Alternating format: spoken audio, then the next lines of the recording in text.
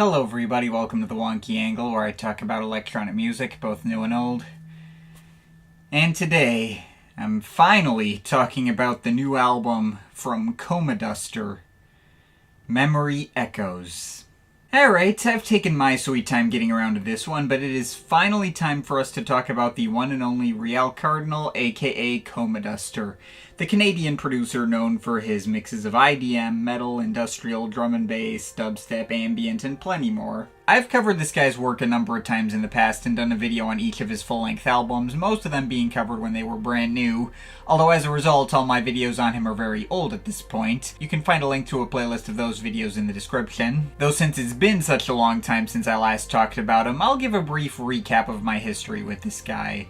So, I've obviously been a huge Comaduster fan for a long time now. I wasn't there to see the very start of his music career with his 2009 EP called Slip Through, although if you like any of his main albums you'll want to hear that too, since it's more of the same hard-hitting and futuristic feeling mixes of IDM, metal, and ambience he became known for, executed roughly as well, albeit with ever so slightly goofier and more try-hardish vocals.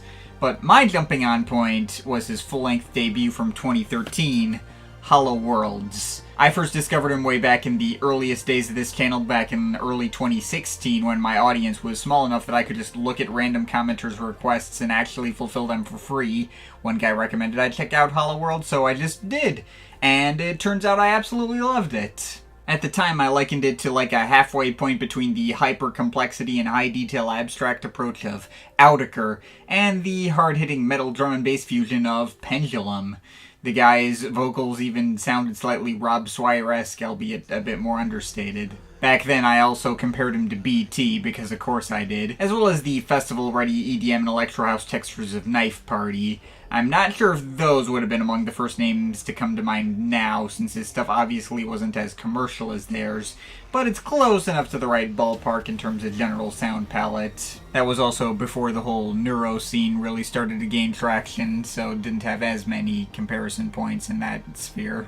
And as elaborate, flashy, and occasionally off-kilter as the arrangements always were, it was still always pretty easily accessible for what it was, like deconstructing a rock album and rebuilding it entirely out of electronic sounds. So that was excellent, but then in 2017 he came out with his second album, Solace, which I feel even further improved upon what Hollow Worlds started, tightening the experience up with a leaner running time over 8 tracks, but feeling even more personal and emotionally resonant.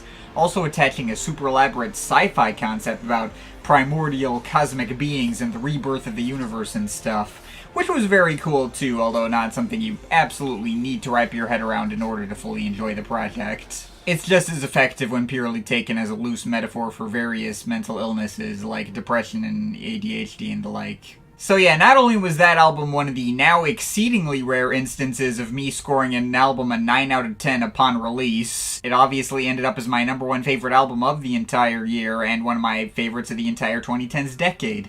Still my personal favorite of his work to date. And then, 2 years later, he followed that up with Darker Matter in 2019, which structurally went in the opposite direction from Solace, through a much more sprawling set of 16 tracks that explored his style from all sorts of different angles. Tracks influenced by folk, or synthpop, or ambient, or getting even more extreme with the metal influences, although all the pieces still felt like they fit together cohesively anyway. That one took a while for me to really wrap my head around, but once it clicked, it rapidly grew on me, easily snagged a spot on my year-end list for that year as well, and might even hold up to me better now than I remembered. So yes, all this guy's stuff in the past has been excellent, and I can give all my highest recommendations to. Oh yeah, I guess I can also mention that one time he did a sort of stopgap album purely of experimental bass music under the name Underfelt in 2018, since I did a video on that back then too. It's not as mind-blowing as his main Comaduster albums, very clearly a side project, but that was pretty interesting for what it was as well. So yeah, that is about where we last left off with Comaduster. He's put out a loose track or demo here and there in the time since his last album, but in terms of full releases, it's been complete radio silence all the way up until he finally started officially rolling this comeback out 6 years later. Needless to say, this was another one of my very most anticipated albums of the year.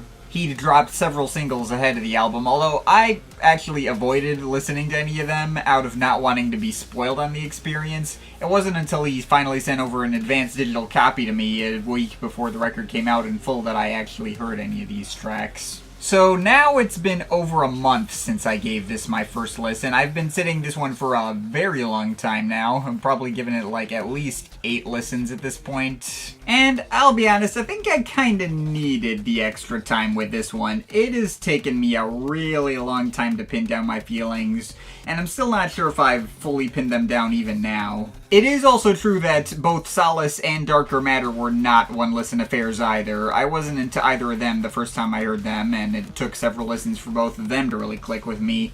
Although for those albums, the main reason they didn't immediately click was that I initially felt like they sat too much in familiar territory, and it took a while to pin down how they really set themselves apart from what I'd already heard from him before. Though for this latest album, Memory Echoes, that was definitely not what tripped me up. What this album did that its earlier stuff didn't do was pretty immediately obvious to me on first listen. Well, maybe it wouldn't be that obvious to everyone though, because like on the surface, it's exactly what you'd probably expect. Lots of big expansive mixes of cyberpunk synths and metal riffs and the like, which are massive and cinematic feeling. And he's got another fairly elaborate sci-fi concept with this one too, inspired by like, I think, quantum mechanics and cosmology or something. The general gist of the album's concept, from what I understand, is that there was some disruption in the expansion of the universe called the Liminal Zero event that caused space-time to expand in infinite dimensions and caused each atom in the universe to have an infinite amount of space from each other, but still be able to interact with each other in many of the same ways. So one is still able to perceive a reality, but that perception becomes dilated relativistically, and thus memory itself becomes an aspect of gravitational force. All number of paradoxes seem to become real, and mimics form, which I guess are like alternate universe versions of the self that couldn't possibly exist, but still influence reality anyway. But I don't know, if all of that went over your head, don't worry. Much like the concept of Solace, understanding the specific lore of the concept is not strictly necessary to enjoy the album itself. It's just as effective if taken as loose scientific imagery as a framing device for him to explore various darker personal emotions. Possibly half inspired by things like the pandemic, or just a gradual sense that the world has been getting more isolated in the past couple of years. Seems fitting for the current time and situation, I guess. In any case, I'm not really going to be delving that deep into the lyrics of this album. I kind of have the same feeling with this album's lyrics as I do for Solace's lyrics, in that whatever level of depth you choose to get out of it, or however literally you want to take it, is up to you, and it's probably going to work roughly the same either way. But again, the lyrics were obviously not what tripped me up here either. Those were executed in more or less exactly the way I would have expected. What tripped me up was the sound of this thing, which may have, like, almost all the exact same ingredients he's had on other albums in years previous, especially on certain parts of Darker Matter, but I feel like there was a fairly noticeable shift in approach and mindset he went about this stuff. I feel like this album shows Comaduster really leaning into the metal and industrial elements to his sound more than ever before, really taking that to the logical extreme. It still obviously sounds like the same guy who made Solace, but there's less focus on hooks or melodies or the glitchy IDM sound design that first made me a fan, and more focus on guitar riffage and shoegaze-inspired walls of noise. The vocals get even more into screaming and growling territory. I feel like this album might actually be more industrial metal in spirit than it is electronic, even if the actual blend of sonic ingredients between synths and guitars is the same as it was before.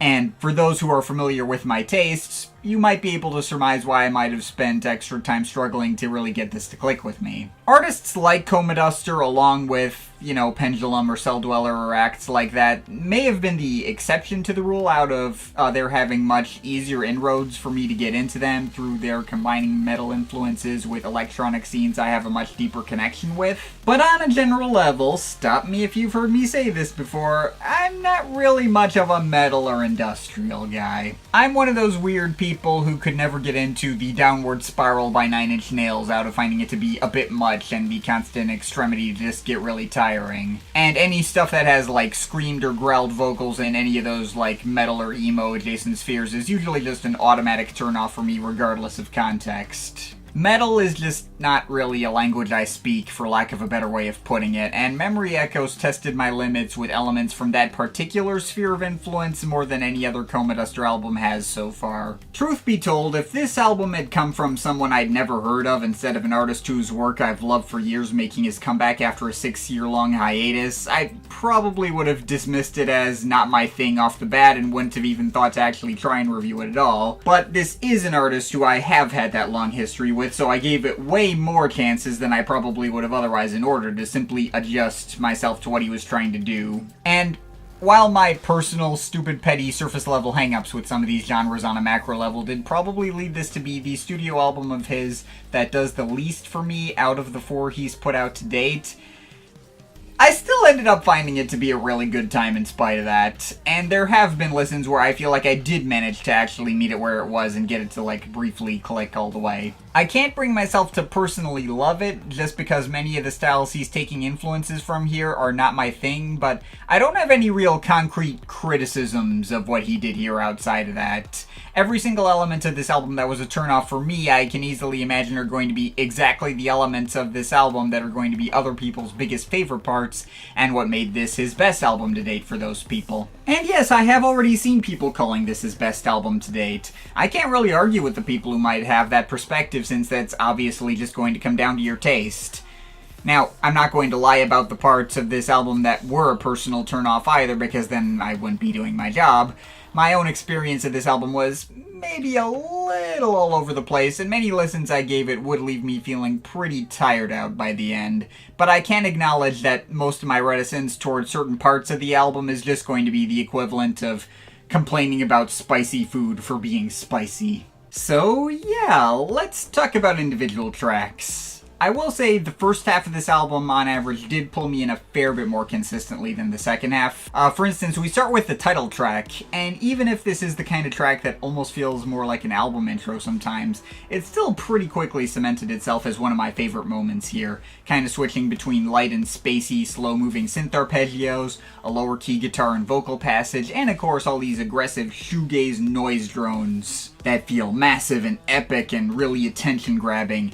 There's a moment like halfway into the track where the whole mix just bursts open like a jump scare, but it hits with so much force and punch that I can't help but get hyped to when that part comes up. I guess that's the part of the album meant to symbolize the start of the universe's hyper-expansion as outlined in the concept, so yeah, that was pretty awesome. Though I feel like the album's functional opener is the next track, Liminal 0. This is one of the tracks that focuses the most on the kinds of sounds that first got me into Comaduster's work. Lots of glitchy, skittering percussion mixes that feel super dense and heady, but they still work well against his fairly catchy vocal hooks. Under our skin, never gonna, never running. And the way they pay off into the slower metal chorus sections with imposing guitars and more walls of noises, pretty epic too. I will say this track took a while to really grow on me, if only because the section at the very end, where it feels like all the melody just like falls away below the depths, all the guitars and percussion slowly blast away at high volume without a tune to anchor them, and Comaduster's vocals go into way deeper guttural range. My immediate reaction was like, nope, don't like the way that sounds at all, for all the above mentioned stupid genre not my thing reasons. Although I guess with enough listens it stopped bothering me that much. If I didn't have all these baked-in allergic biases against those kinds of sounds, that probably could have been a pretty awesome moment, as this part where everything falls into darkness and doom and despair.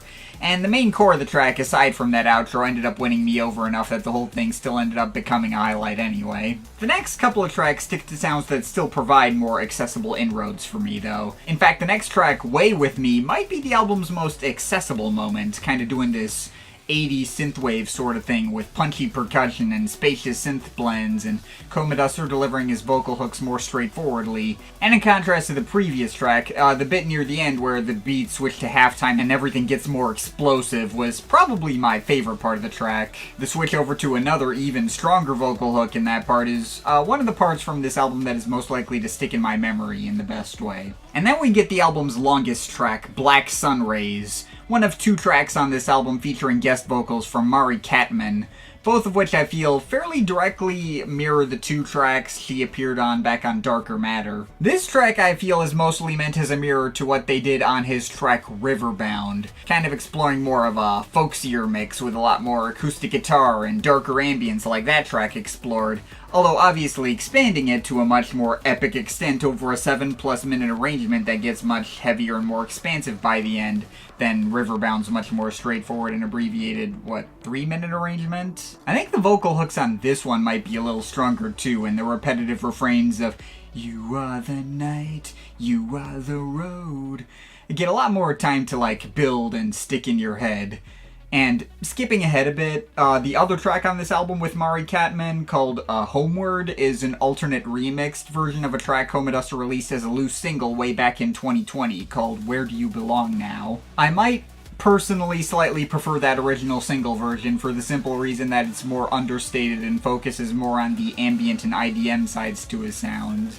The new version could be a little bit of a headache for me on some listens, mostly thanks to it showing up in the second half of the album as I started to get a bit burnt out on all the constant heavy walls of noise. Although not only is this version obviously a lot more crisply mastered and better produced than the original, I do feel like what he did with the tune here, making it so much heavier and more aggressive, was pretty clever. Both kind of subtly changing the meaning of the titular question of where do you belong from a longing and pondering tone to almost feeling more like an angry lashing out or something. But the thicker and heavier and noisier approach to this version also sort of ends up making this track feel like an effective mirror to what they did on the track Monolith from Darker Matter. Also the length being slightly more abbreviated than Monolith as a mirror to Black Sunrays getting more extended and imposing, makes these two tracks feel like they're swapping around ideas and qualities of those previous two Comaduster and Mari Catman crossovers, taking a lot of these concepts of echoing memories and mimicking alternate universe versions of the self in a more literal and self-referential direction, which, again, pretty dang clever. I like the way he's presented that. Also, Homeward apparently features some guitar performances from Comaduster's dad, Webb Cardinal, so that's neat too. Anyway, getting back to where I was in the track listing before, next track to talk about is Signal to Nether. On my first listen of this album, this was probably the track that I would have marked as my least favorite, though I did warm up to it the more times I heard it. At first I found the especially blunt and almost one-note arrangement to kind of bounce off me with a tune that didn't initially stand out to me or seem to progress much. Though the tune did get stickier over time, and I do kind of like the stuttering blasts of synth bass, and the way they slowly transition into chugging guitar riffs almost so seamlessly you might not even notice. I didn't even notice myself on my first several listens, so that was pretty cool. And after that we get a much needed breather in Eternity Array, which mostly sticks to the more ambient side of his sound. The first half of the track is kind of like a low-key acoustic folk ballad with lo-fi vocals, getting some Nine Inch Nails Ghosts type vibes off of that part. And the second half of the track is kind of like a whole mini sci-fi skit with Comaduster playing the part of some kind of lost scientist who can't figure out what his place in reality is, along with science equipment, sound effects and stuff. I feel like it kind of vaguely reminds me of some certain parts of Cell Dwellers End of an Empire. Kind of seem to recall him doing something kind of along the same lines. So yeah, that was pretty cool too. All that stuff helps the experience feel all the more varied and expansive. Although then we hit what I guess one could consider the album's centerpiece moment of sorts in Wave-like. And while I liked the more electronic 2010s dubstep adjacent approach of it and its verse-chorus structuring that had a pretty well-constructed underlying tune, this was also the track where my usual biases ended up cutting the most into the experience. The fact that the chorus is entirely screamed vocals and it repeats 3 times in between so many blunt blasts of regressive noise, one of the loudest and most intense and bluntest tracks on an album already full of loud and intense material blasting you with blunt bursts of noise. Yeah, that is definitely the track here, which unfortunately ended up being least my personal thing. I really tried with it considering all the pieces of it could come together in one of the catchiest arrangements here. Perhaps if so much of the vocals on this track weren't screamed, it could have been a highlight for me. And again, that's almost certainly going to be one of the biggest bangers for pretty much anyone else who are less averse to that particular vocal style. I might have even been ready to mark it as a highlight on first listen, but that was also the moment on the album where I would most consistently start start to get tired out and feel like, maybe we need another break. Which we don't really get again until, like, the very end. Most of the remaining tracks are similarly cranked up to 11, like the next track, Homeward, which I already discussed. I guess one could say there's a comparative breather provided by the next track after that, The Less You Know. Though that track's less a breather and more of a big switch up in style, purely thanks to the new guest vocalist brought in, Seeming, who does this whole, strange spoken film noir narration in his verses before singing more traditionally for the choruses that have more seas of overbearing buzzing bass, although do make for one of the album's catchiest hooks. The less you know, the better. The less you know, the better. It is a little difficult to make out how this piece fits in with the rest of the album's concept, since the approach and tone to the lyrics feel so radically different from everything else. Almost like it's trying to make a loose political statement about government oppression or something, which, while salient enough, doesn't really seem to have much to do with what the rest of the album was exploring. Although I suppose the lines about "there's a hole in history that holds it all together" kind of tie into the album's ongoing themes, so I guess there's that. In any case, I am glad this track is here on the album regardless, since more variety is pretty much always a good thing for me. I would probably still mark that one as a highlight, both thanks to the shake-up it provides to the album's overall sound, as well as being one of the tracks most likely to get stuck in my head. So that brings us to the ending. The album's big penultimate climax is of course called Mimic, a meteor 6.5 minute cut that has a whole bunch of moving parts. The first stretch of the track mostly shows him doing this hyper deep-voiced, menacing half-whisper thing and trying to make its stomping bass riffs go as low as possible. Although then it goes in more of a drum and bass influence direction, which was really cool, bringing in more skittering percussion and a few jungle breaks around the corners. Also kind of recontextualizing some of the synth bass blasts in a different way that fits better within that typical D&B framework. Although in between a few very short ambient pauses where he just whispers, "I am only a memory." Eventually the track culminates in this absolutely massive sounding section at the end, apparently loosely inspired by doom metal or something. Driven by all these insane guitar riffs, which are way more present in texture and almost feel like laser cannons firing or some shit. And Comaduster's singing voice can barely be heard through the noise, vaguely reprising some of the lyrical ideas and melodies from the album's title track way at the beginning. Didn't even notice that until I saw it directly pointed out in one of the promotional PDFs he included with my advanced copy, and when I made that connection I was like, oh yeah, that is a cool touch. So yeah, clearly meant as one of the biggest showstopper moments of the whole album, the whole experience is almost leading up to that.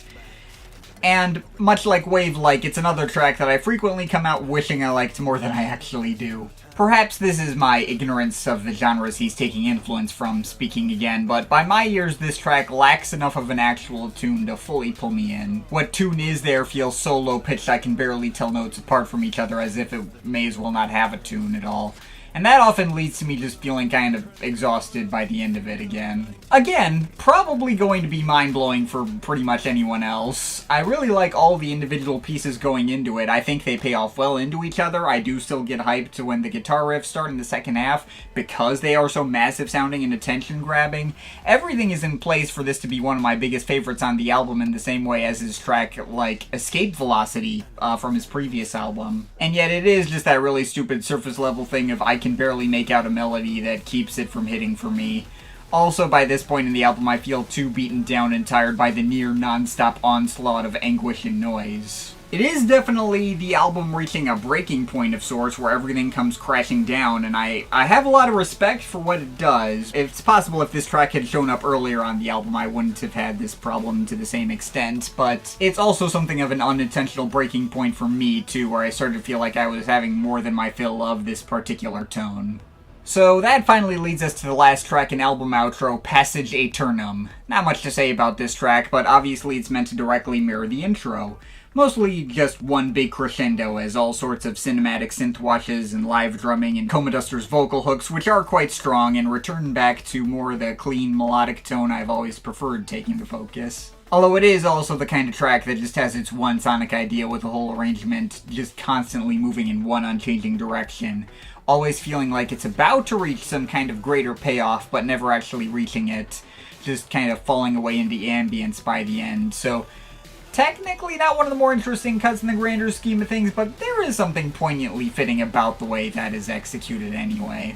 So yeah, that's finally all my thoughts on Memory Echoes. Boy, was that a lot. Tons of very cool shit. Most of the stuff that made me such a fan of Comaduster to begin with is still here, and it's clear there is an experience I can get out of this album that I don't get out of any of his 3 previous ones, so I do appreciate that he's, like, continuing to evolve his sound and stuff. But it is definitely an album that leaves me very tired out by the end of it most times. It's not that long an album, only 55 minutes, but the constant heaviness and doominess of these arrangements, and how absolutely unrelenting the whole experience is, can sometimes make it feel longer than it really is. Which, again, in itself can be all too fitting a mood for 2025, a year that has felt like 3 years worth of bad shit happening and a complete tiring onslaught that makes me wish I could stop the world so I could get off. But at the end of the day, I did personally like his last 3 albums more than this one, and I kind of doubt I'm going to feel as compelled to come back to this one as much as I do to his old stuff. However, given how highly I regard his old stuff, that is obviously not saying much. And regardless of any of that, I can still easily give this album a high recommendation. Because all the elements of this album that prevent me from getting into this as much as I wanted to is going to be exactly the stuff that excites other people the most. It's abundantly clear that there was an absolute ton of effort that went into this comeback, and it's still the kind of thing that no one but Comaduster would have come up with. The concept is really cool, the sound design is still as massively impressive and on point as it's always been, there's loads of little Easter eggs and clever self-references hiding around every corner ready for any sufficiently dedicated fan to dig into. So please do not let my reticence towards the general stylistic direction he may have landed on stop you from giving this a shot. Depending on your taste, you might be missing out on something that becomes a major album of the year contender for you. If my enthusiasm for this guy's work wasn't obvious enough from the length of this video, I absolutely have to give my kudos to Comaduster for continuing to put out this caliber of work, and all the blood, sweat, and tears that obviously went into this. And even taking the various hang-ups I had into consideration, I think it should be clear that I still had a really fun time with the album and digging into its blackened depths regardless. I think it is very good, and I'm feeling a strong 7.7 out of 10 on it. But of course, this is just my opinion. You can feel free to disagree with it, but I'd like to hear your thoughts, so leave the comments in the comment thing down there. Shout out to my Patreon supporters, they're awesome people. You want to add yourself to that list, link to my Patreon is in the description. But yeah, that's pretty much it. That's all for today. See you next time.